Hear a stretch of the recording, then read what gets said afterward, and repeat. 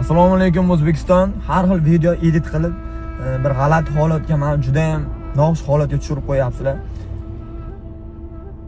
Iltimos e'tiborli bo'linglar. Men bir badavlat oiladan chiqqanim yo'q. Meni otam eng yuqori ishlagan ishi bu fermerlik bo'lgan. Meni onam uy bekasi. Bizani uy loytom, hozir dadam pensioner. Ayam uy bekasi. Uyda yolg'iz boquvchisi menman. Meni ham onam, otam bir yaxshiroq joylarda bir aylansin, borsin boshqa davlatlarga. Faqat shu mol qo'ydi izidan bu dunyoda o'tib ketmasin deb. Meni ham ota-onam hajga borsin, meni ham ota-onam yaxshi joylardan yeb ichsin, yaxshi mashinalar minsin deb erta 2-3 harakat qilyapman. Va harakat qilaman ham. Bundan keyin ham to'xtab qolmayman. Lekin sizlarni oddiy bir video edit qilishlaringiz dastidan men bir jarga qulashim mumkin.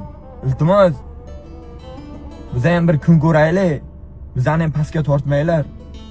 Men bor yo'g'i harakat qilyapman. Bor yo'g'i. Birovda borib arpasini xom o'rayotganim yo'q, birov haqida gapirayotganim yo'q. Faqat oldinga qarab intilyapman. O'zbekistonning bayrog'ini yelkamga qo'ygan tarzda. Oddiy xalqdan chiqqan yigit ham qo'lidan bir narsa kelishini isbotlash uchun. G'alati g'iybatlarni to'xtatinglar, iltimos. Bizlar ham tinchgina yashaylik.